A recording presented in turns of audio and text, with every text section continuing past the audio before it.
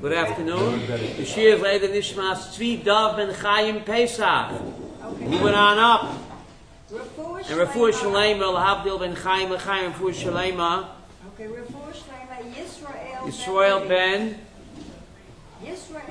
Libby. Ben Libby. Refuah Shalema. Yehuda Reuben Ben Sarah. Yehuda Reuben Ben Sarah. Already that you read Sunday I'll read them. Okay. Okay, because I left my list in my other jacket.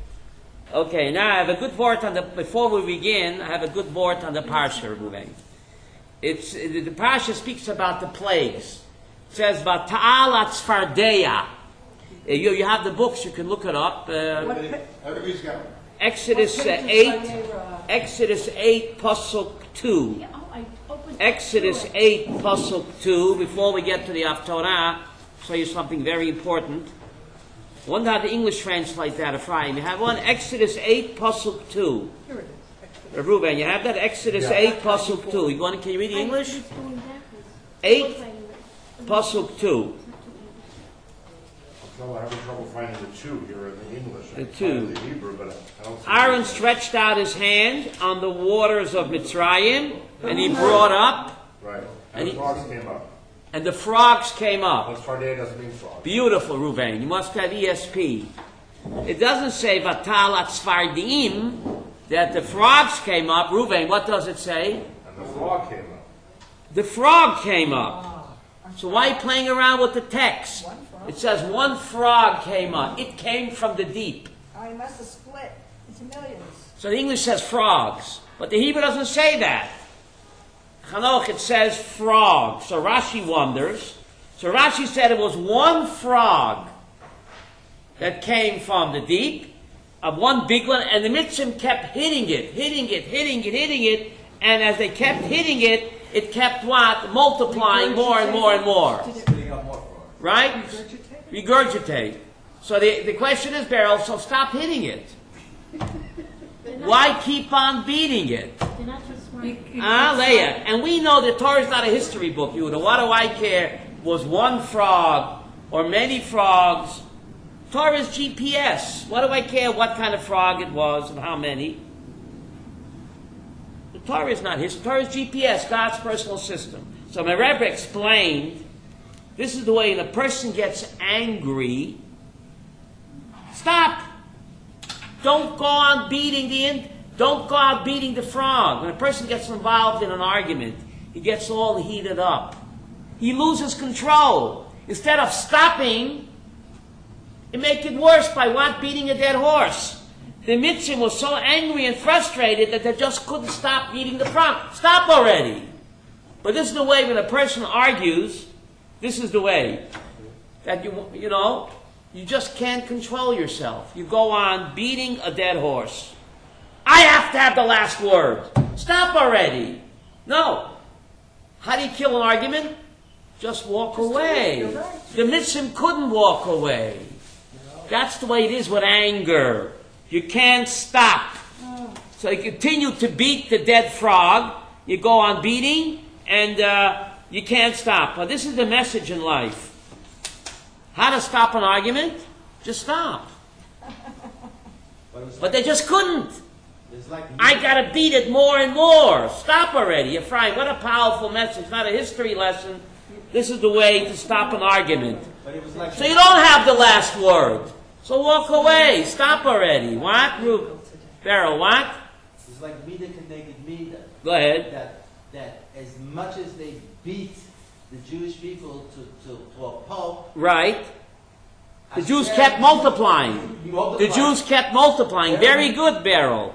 The more they persecuted the Yidden, the more the Yidden increased. They wanted to have birth control, but the opposite happened. And the more they hit the frog, the more frogs they had to create a problem. But this is a message in life, how to stop an argument. How do you stop an argument? Just stop it. Zip up and stop. But no, you keep beating it. I'm going to let her have the last word. I'll show her.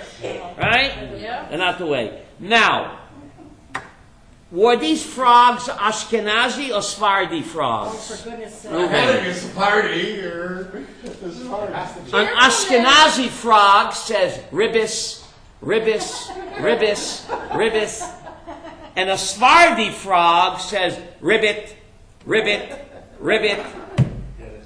Don't you get it? Ribbis means interest. Don't you get it? Mickey, you with me on this? An Ashkenazi frog says ribbis, ribbis, ribbis. Can't take ribbis. Kermit said ribbit. Kermit was a Sephardi frog, so he said ribbit, ribbit. Okay. What? The T sound in The ribbis or the ribbis, right? The Sephardi and the... Yeah, the Sephardi is the T sound and the Right. S. Okay. Yeah. Now, before we get to the Torah, we know that the Parsha of the weekend, what happens always is current events.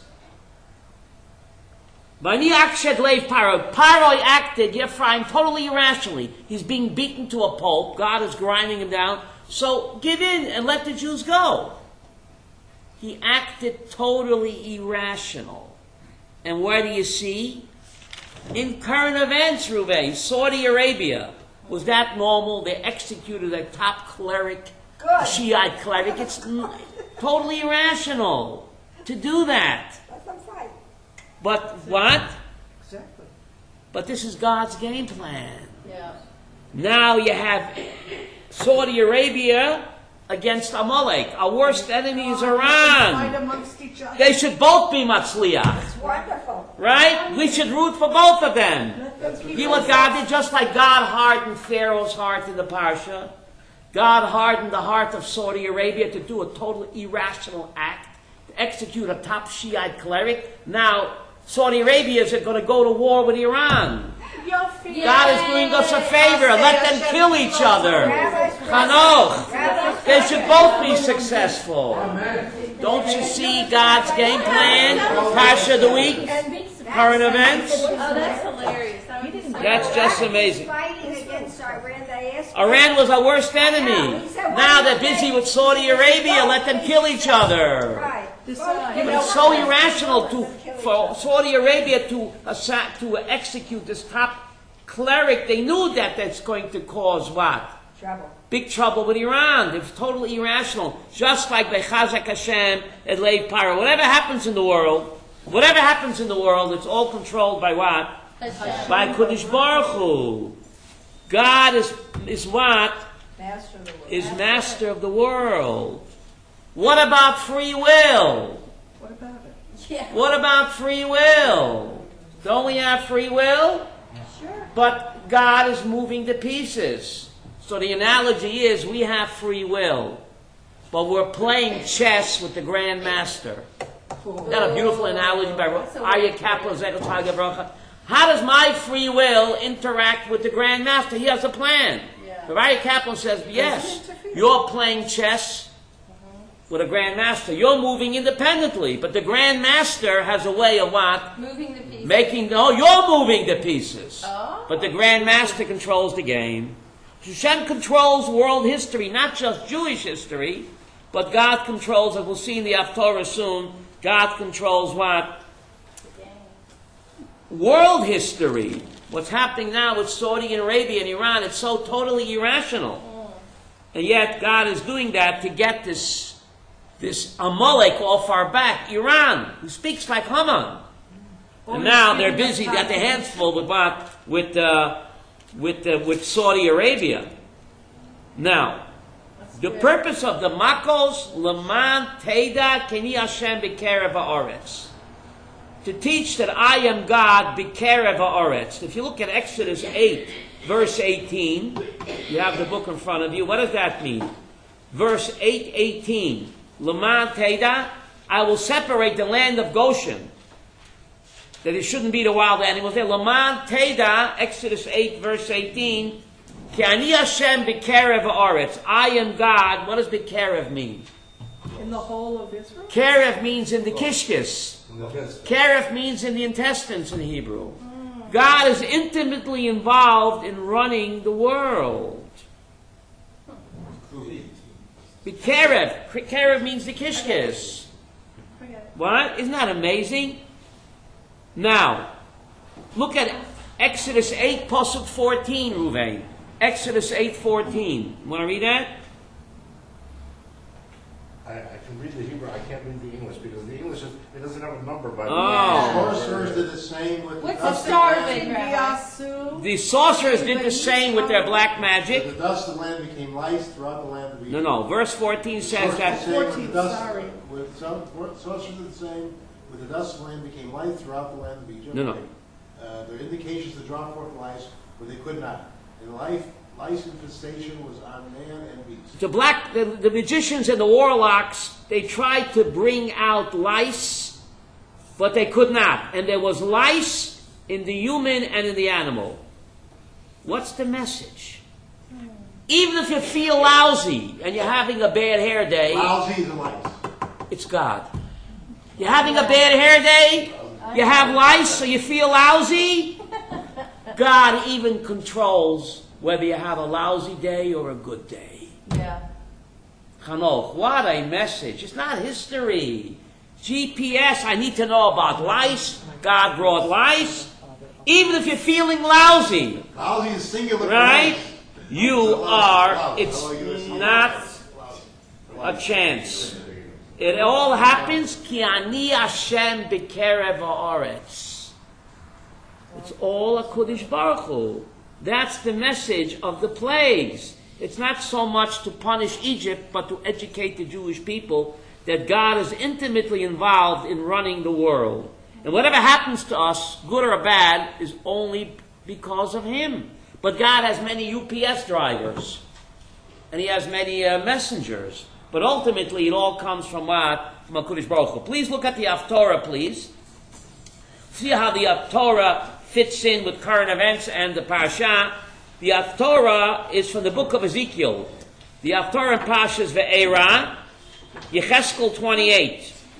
I'll wait. The Haftorah in Parshas VaEra, Yecheskel 28. Tell me when. Koyomer Hashem Elokim. Yecheskel 28. That's the Haftorah that we're going to read this Shabbos. Right? Now, the Parsha speaks about, Rose, the first Geula in Mitzrayim. The Haftorah speaks about what? The final Geula of Mashiach. So you have a kesher. The Parsha of VaEra speaks about the first Geula from Mitzrayim, and the Haftorah on Yecheskel speaks about the final Geula of what? Of Mashiach. What's the connection? So the Zohar HaKodesh says that the Geula from Mitzrayim is the roadmap, Avi, not the road trap, is the roadmap to what? To the final Geula of Mashiach. So therefore, the Parsha speaks about the Geula of Mitzrayim, the Haftorah speaks about the Geula of Mashiach, and it's long. It's one Avi, long and winding road. Koyomer Hashem Elokim, thus says the Lord God. B'kaptzias Beis Yisrael, when I gather in the house of Israel from the peoples whom they are scattered, then I, God, will be sanctified through them in the eyes of the nation.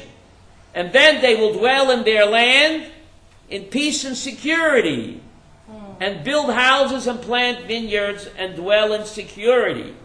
When I execute judgments upon all those who despoil them and all their surrounding, then they will know that I am Hashem your God. This is a prophecy of what? Of the final Geula. Now here you have a tie into the Parsha. Here it says, Basoti Shvatim, when I execute judgments, in verse 26, and in the Parsha, B'chol ahei Mitzrayim eseh Shvatim. In the Parsha, God says, against all the Getchkes of Egypt, I will execute Shvatim. What does Shvatim mean? Judgments. Judgments. The plagues were called Shvatim.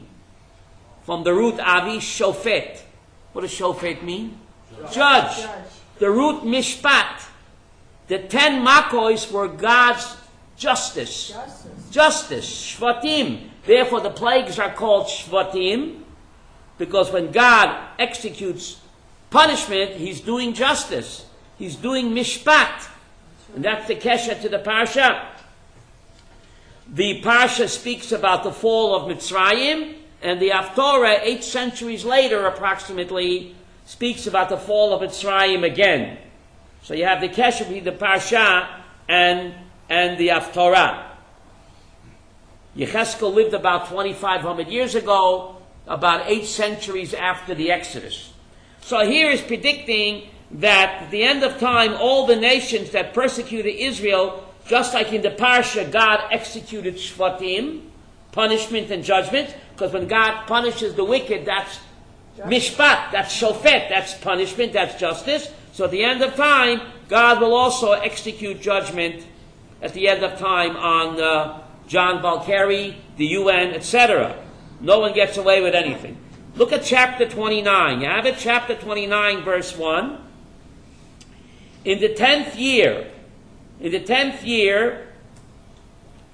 of the reign of King Tzidkiyahu, Yecheskel prophesied towards the end of the first temple.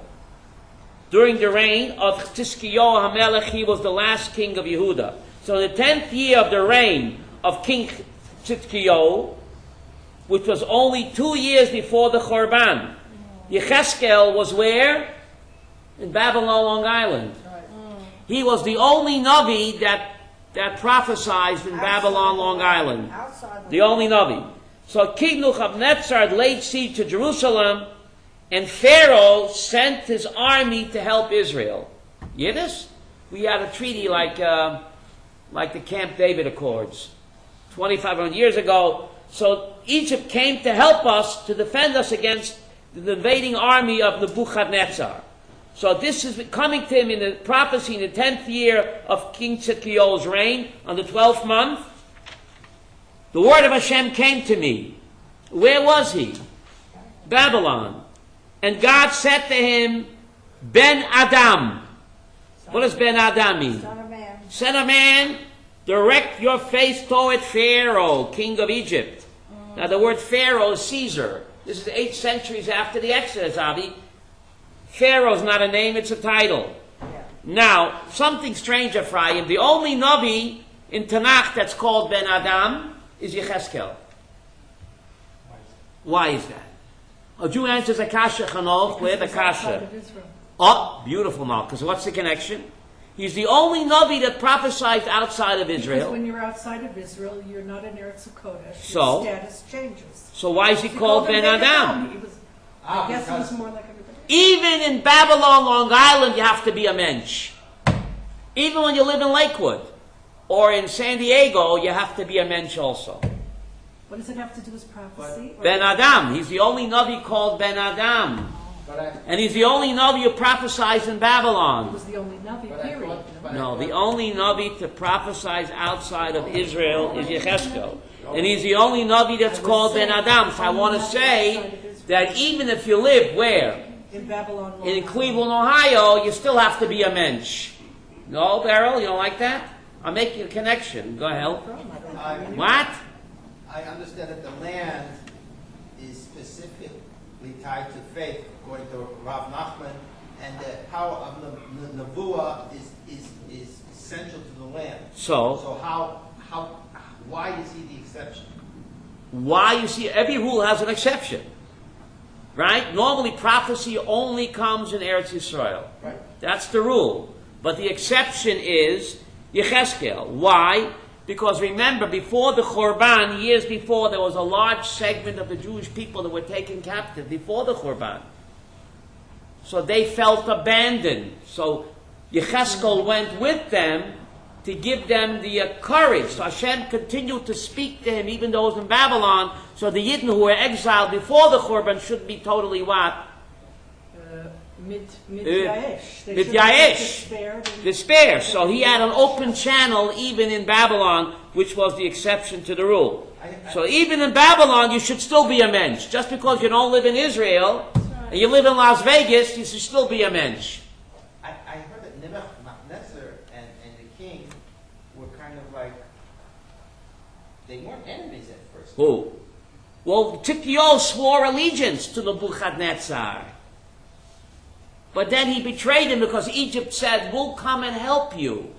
You can rebel, we'll come and help you. And then when the time comes, they stabbed us in the back.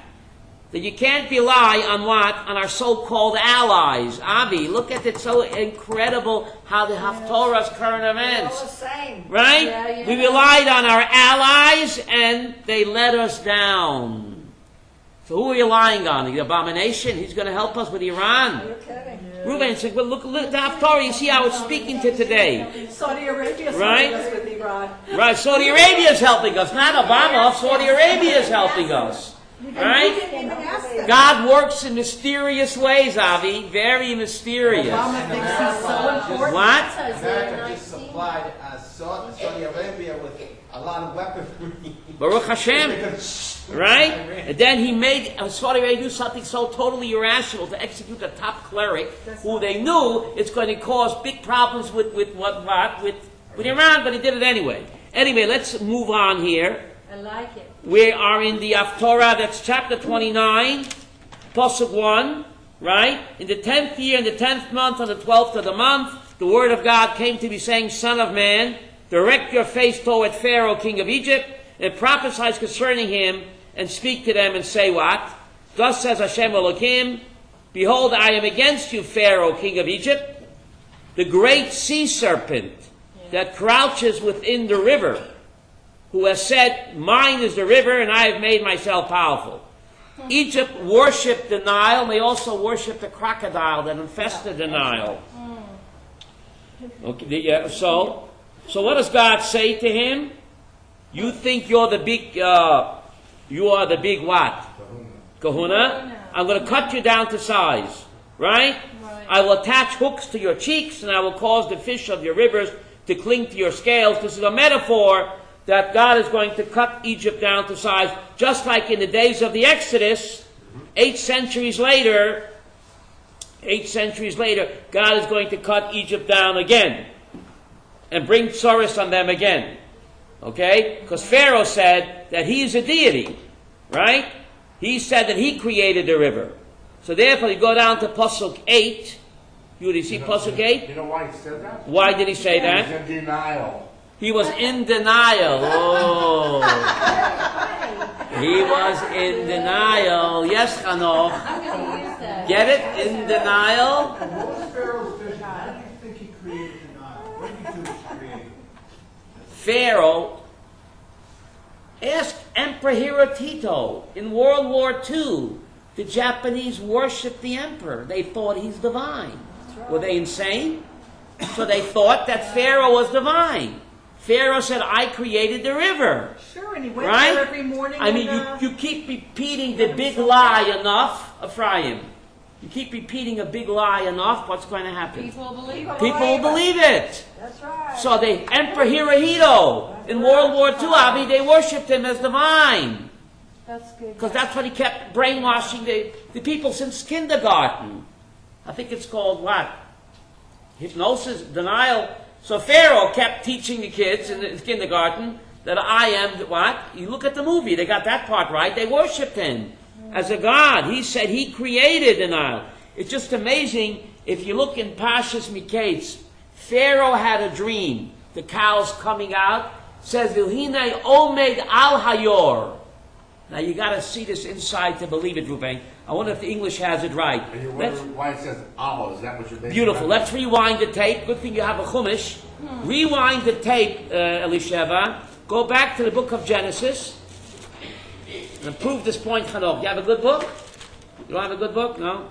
There's one here, I think. It's important to look inside. Pharaoh has a dream, right? About the cows, right? The lean cows and the fat cows. But if you look what it says in the Hebrew, that's why if you don't know Hebrew, you lose the whole flavor. It's in Genesis 48, Bereshis 48. Rewind the tape. Bereshis 48. Bereshis Can't be 48. 41. Slicha. I'm sorry. Thank you very much. I'm sorry. I'm a little fachated today. Bereshis 41. How do you say fachated in English? Fachadet. You're reading. Bereshis 41. Bereshis Mem Aleph. Yeah. I only took 2 spirulina. I usually take 4. I only took 2. All right. What'd you take? Spirulina. I usually take 4. I only took What are 2. spirulinas? It clears your mind. Helps you focus. I don't know. Spirulina. I never heard of it. That's what the astronauts ate on the moon. What is it? You drink That's why they always felt spaced out. tea? No, it's sea algae. Sea algae, spirulina. Ruben. See? I've heard of it. SpirulinaIsrael.com. You go to it. My son has that. SpirulinaIsrael.com. So anyway, where was I? Bereshit 41. Bereshit 41. Pasuk 1. 41:1. Ruben, can you read that? I'll wait. Yeah, 41:1 in Bereshit. Okay. and then Leah, you got it? 2 full years afterward, Yeah. Pharaoh dreamed that he was standing by the Nile. Not one doesn't say that. No, but that's the Down by the Archbishop riverside. says over the river. What? Archbishop says over the river. No. It's He was standing on the Nile. They say over. Oh, like they said that. What's his I know name? Why are you playing around with the text for? Pharaoh's dream, he was standing on the Nile. Truly? Walk on water. He could walk in water? Huh? Satan. Now what's it all about? He dreamt that he could do it. He dreamt that he was standing on the water. So the Farshim explained, Pharaoh worshipped the Nile. But paganism, they stand above their God. Paganism believes that their getchkis are there to serve them. So Pharaoh was standing on the Nile. My gods are there to serve me, like an ATM. So Pharaoh is standing al hayor, right? Pharaoh is over his avodah zarah. His getchkis are there to serve him. But by Yaakov Avinu, by his dream, it says, Hine Hashem nitzav alav. There it says God standing over him.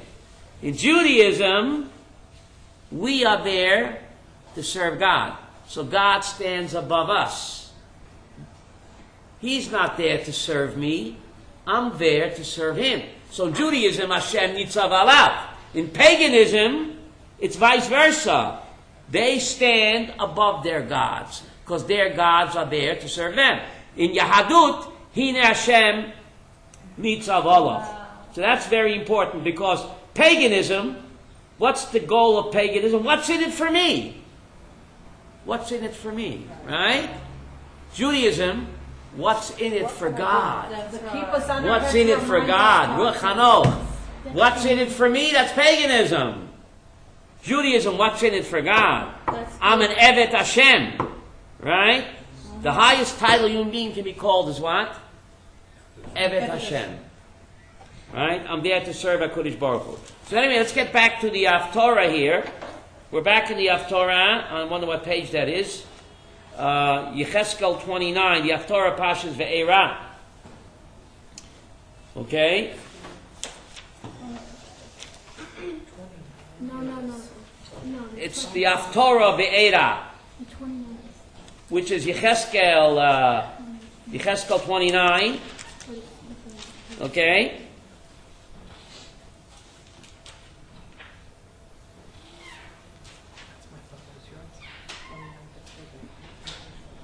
Look at the last, please look at the last pasuk in the Haftorah, Rabbi Ruben. You want to read that? The very last pasuk in the Haftorah. The very last pasuk in the Haftorah. Okay, if I can get there, yeah.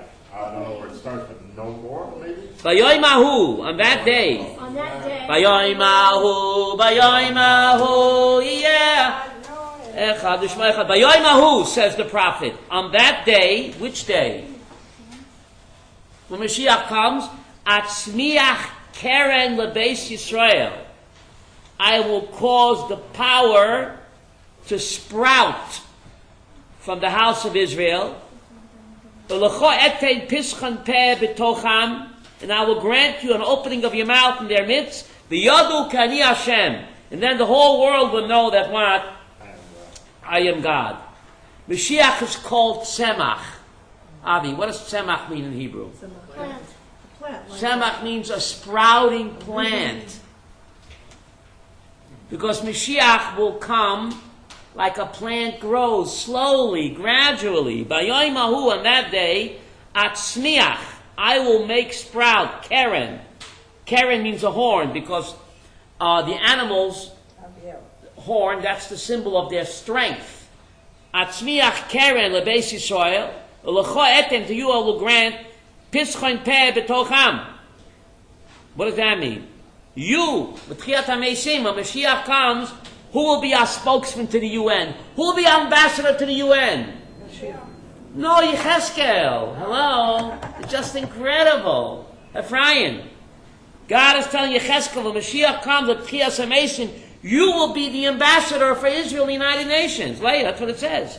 On that day, Vayoimahu, Atzmiach Karen L'Beis Yisrael, V'lecho etein, and to you I will give. He's speaking to the prophet Yecheskel. Pischoin Peh. What does Pischoin Peh mean? An opening of the mouth, B'tocham, in their midst. In whose midst? The UN. The Yadu. And then the whole world will know that what? Ki ani Hashem.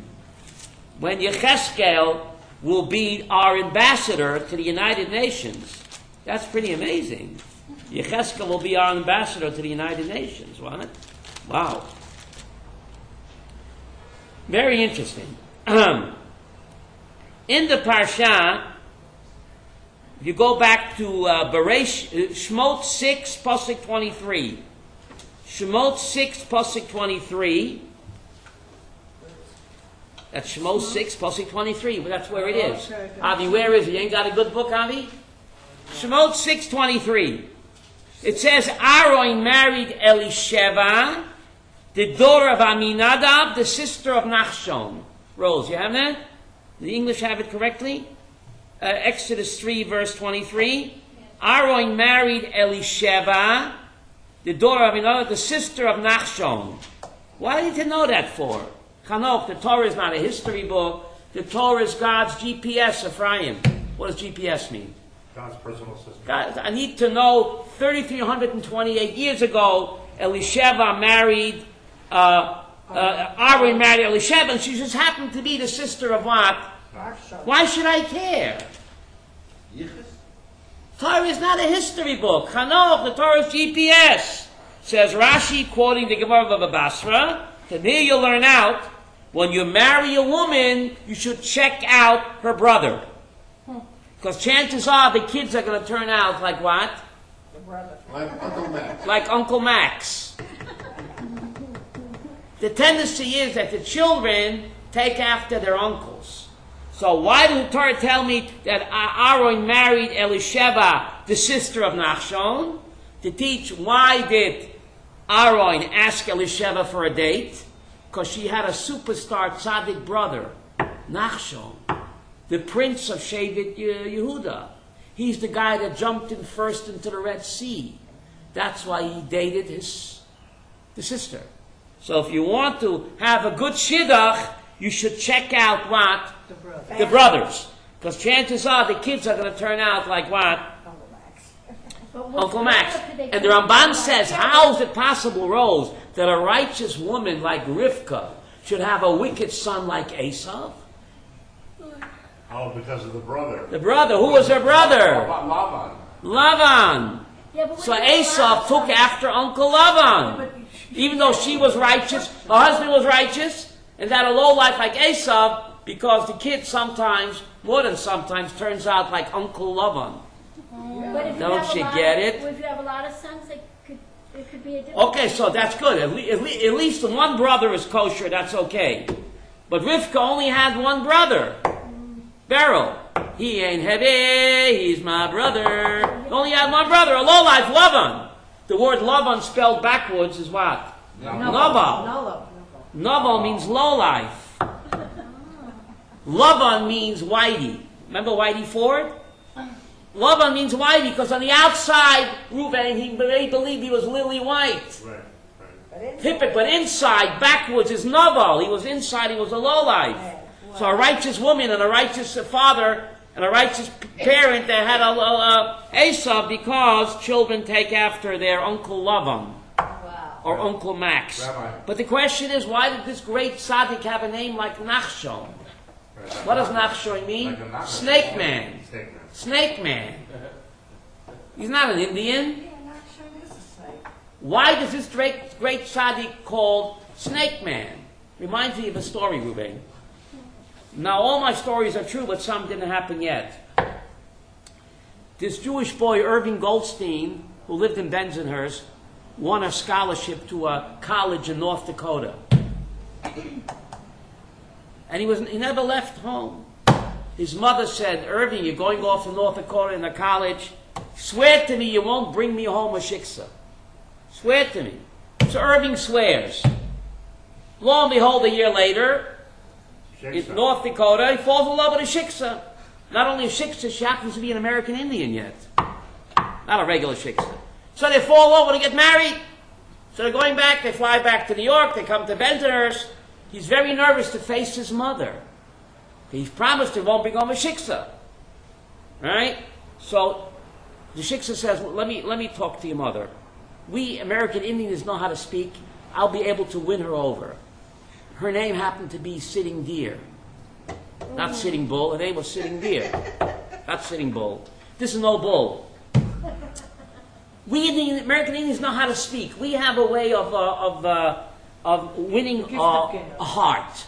Give me 10 minutes. So Irving is waiting outside in the hall. He's afraid to go into the building, so he sends in Sitting Deer to be mefayes the mother. How do you say mefayes? Appease her. American Indians have a way to speak. So 10 minutes go by, 12 minutes. She comes out. Sitting Deer comes out. Says, "Knew how to go with my mother." She says, "Me and your mother got along fine, Irving. Don't worry. I told her I'm Sitting Deer, and she told me I'm Sitting Shiva." No. Don't you get it? Yeah, we did.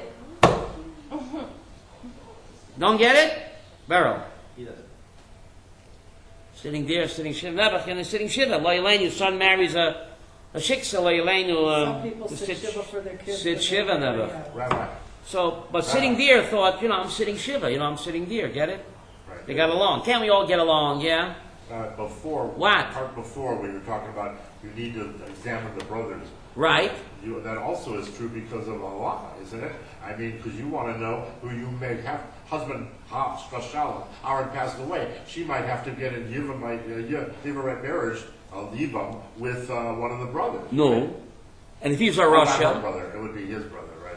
No, wait. I guess it was his brother. No, his brother. Doesn't work. He dies with no kids. Then his brother has to do it. Not her brother. His brother. Right. Sorry, never mind. Never mind. He said that. Never mind. Ephraim. Rosanna Day. Why is this great tzaddik called Snake Man? He wasn't an American Indian. Hanoch. Was he?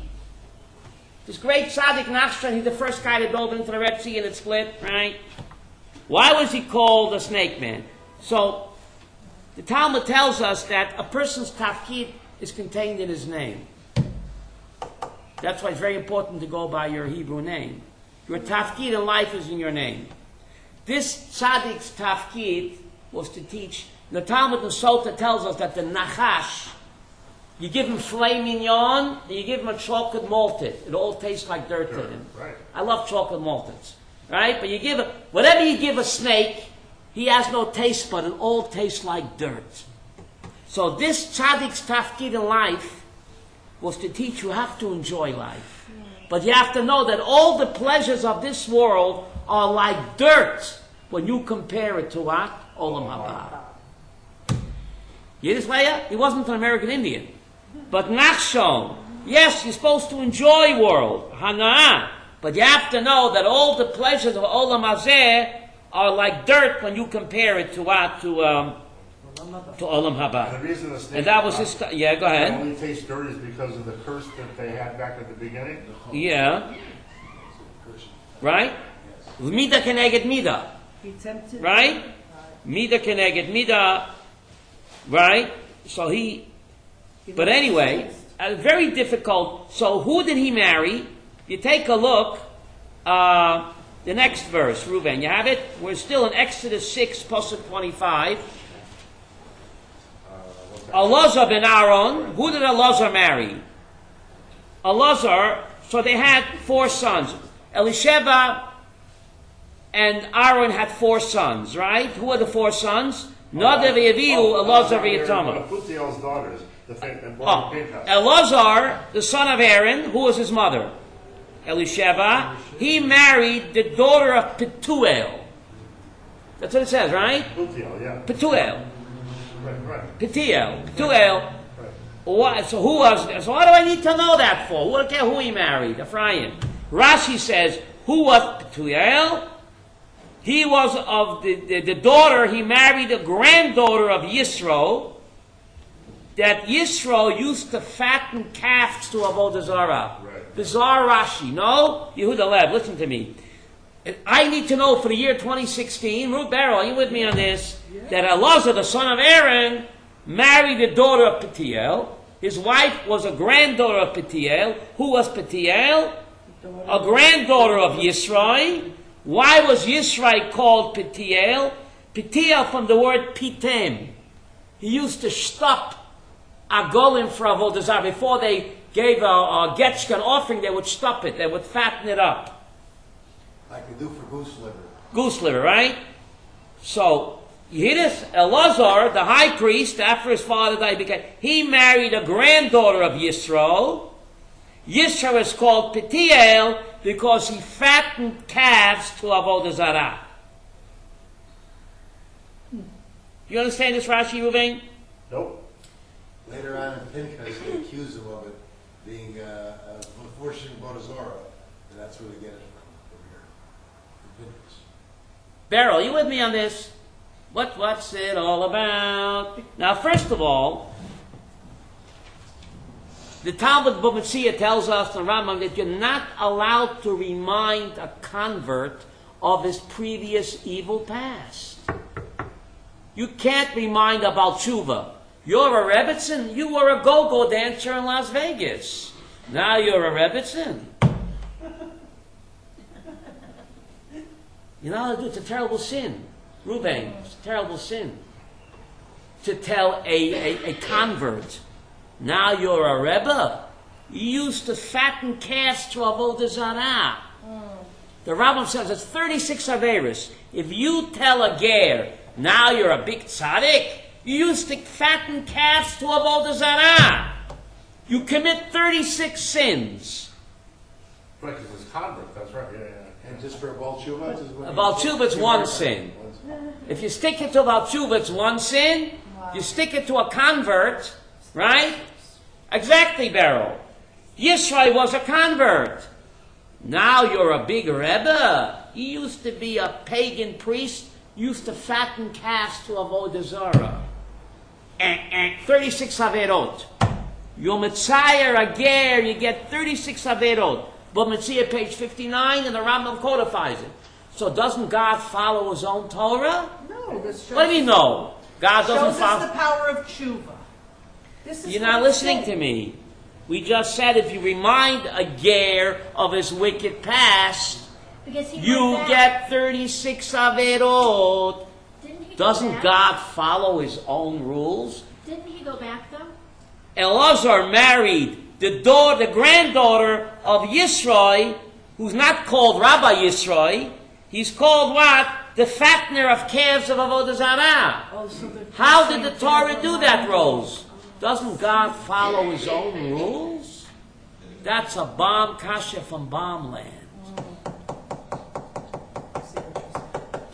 Ephraim, are you with me on this? To answer this kasha, we're going to what? Ask another one. Of course. Why not? The Jew answers a kasha. With a question. You look at the Sefer Yoshua. Yeshua ben Nun married Rachav Hazonah. Oh, good. That was a good one. Rachav Hazonah. You know what Rachav was? She made Abadana look like a kindergarten teacher. She had a whole brothel. She had a whole brothel and she only had royal customers. That's right. Yeshua, she converted to Judaism. Yeah. She became the Rebbitzin of the land. Can you imagine the headlines in the Jewish press? It's unbelievable. Yeshua ben Nun marries former Madame of Jericho. And so did Rabbi And they became the great-grandparents of Jeremiah. Jeremiah, who was your grandma? Jeremiah, who was your grandma? Rachav Hazonah. Lady Madonna. Huh? That's right. So, again, and she's continued to be called Rachav Hazonah even after she converted, became the Rebbitzin. The second greatest leader the Jewish people ever had was whom? Yeshua ben Nun. And he married her. And she's still called Rachav Hazonah. So, Rose, we got a problem here. Houston, we have a problem. If you come to her house for dinner and call her, can I see Rachav Hazonah? Can I see Rachav Hazonah? Jeremiah, the bullfrog. Prophet. Who was your grandmother? Well, she was Rachav Hazonah. Is it Leah, what's going on over here? What's the message, Leah? Is it possible? I don't know the answer to this. It's a good kasha? Yes. I got an answer. All right, but can I ask about it? Then? Please. So, is it possible that you're not supposed to do that in normal circumstances? Go ahead. But maybe if you're broadcasting in this way, somehow it's actually lifting them up, making them look better. Reuben, you're beautiful. That's the answer. It depends what your motive is. If your motive is to shame him, to put him down, to shtech him, then it's 36 Averot. But like Reuben said, the Torah's motive is to praise him, to give chizuk. Look at Rachav Hazonah. And him. And look at Yisroi. Despite their such low backgrounds, it didn't stop them from becoming great tzaddikim. Wow. If they can do it, you can do it. Let me move in. That's exactly what you said. It depends on your motive. If your motive is to shame him, put him down to terrible 36 Haverot, but the Torah's motive is to broadcast. Torah's GPS. No one can say, I'm so far behind the 8 ball. There's no hope for me. I might as well stay in the massage parlor. There's no hope for me. God says, Chas v'sholom, look at Rachav Hazonah. Look at Yisroi. If they can do it, you can do it. Go for it. God is saying, bravo. Rachav Hazonah, bravo. It's a title of honor. Yes. It didn't stop her. She could have thrown in the towel, Avi. That's right. Yisrael could have thrown in the towel, but no. Judaism doesn't, I don't care where you were or what you were. It's what you are now that counts. It's now or never. What a powerful message you made. The Torah is giving them bravo. If they can do it, you can do it. No one could feel he's so far behind the 8 ball. He's such a that's Satan's trap, by the way. There's no hope for me. I'm so far gone. Doesn't matter what I do anyway. That's Satan's trap. Wow. God says, don't fall for it. You don't believe me? Look at Rachav Hazonah. Look at Jethro, the chief pope. And look, he had a parsha in the Torah named after him. And not only any parsha. Which parsha? The 10 Commandments. It gives a person, how do you say in English, chizuk, courage to improve themselves. It's never too late. If that's your motive, then it's a title of honor. Rachav Hazonah. And Ruth is continuing to call the Moabite, even after she converts. King David says, you know who my grandma was? Ruth the Moabite. Jeremiah, you know who my grandma was? Rachav, the former madam.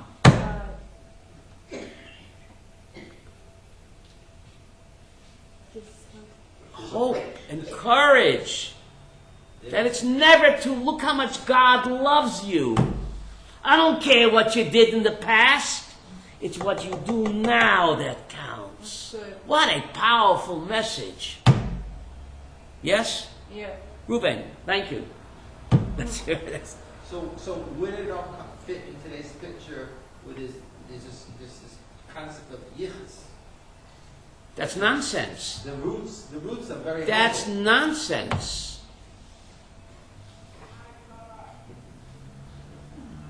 Where does mankind come? Cain married Hevel. Cain, no. Who did Cain and Hevel marry? Well, Cain married his sister. They married their sister. Right? So the whole world comes from incest. Incest is called chesed in the Torah because God allowed Cain and Hevel to marry their sisters. But that's incest. couldn't God figure out another way for humanity to what? If God can create Cain and Hevel, he can create some Martian ladies and fly them down. Why did the humanity have to propagate, is that the right word? Yeah. Propagate through incest. Why? Isn't that bizarre? Because they wanted to keep it in the family. Yichus. You know what Leah said? Then no one could say, I'm a better yichus than you. All of humanity comes from the same humble beginning. We all come from incest. Moshe Rabbeinu's parents, Amram married Yochebed. Marrying your aunt is what? It's against the Torah. Take a look. The greatest human being that ever lived comes from incest. Look at last week's Parsha. Look at last week's Parsha. Who Moshe's parents were. Look at last week's Parsha, please. Actually, this week's Parsha. Slicha. It's this week's Parsha in VaEra. In this week's Parsha. Look at Exodus 6, Pasuk 20. Rose, you have that? Exodus 6, Pasuk 20. Yeah, Amram married his aunt. Amram married his aunt. Yeah. In Jewish law, if you marry your aunt, it's incest, and the child is a mamzer. But they didn't have the The child. Torah wasn't given. Yeah, Okay, yeah. saved by the bell. No? But still, the greatest human being that ever lived, the greatest prophet, is a product of incest. Isn't that bizarre? It's not bizarre. I think it's bizarre. It wasn't incest then, It's so why? okay, saved by the bell. They were not. To prove there is no such thing as yichus. I don't care who your parents were, who your zayda. It doesn't concern me, says God. It's what you make of yourself. But That's all nonsense. Mashiach comes from incest. King David comes from incest. King David, Yehuda married Tamar. lost daughters. That's one side. If King David was alive today, couldn't do a shidduch. King David's grandmother, Moab, Ruth comes from Lot and his daughter. That's incest. Moab means from father. That's David's grandmother. Who's David's grandfather? Peretz. Peretz comes from incest, Yehuda and Tamar. So King David from both sides is a product of incest. Hello? Wow. King David, Messiah. Yeah, but Rabbi, What's the message? the Yichus is nonsense. Don't cop out. but the message is Yes. through the humble beginnings Okay. prior to the Torah, this is how we measure what the Torah was brought to the world to improve ourselves, so to speak.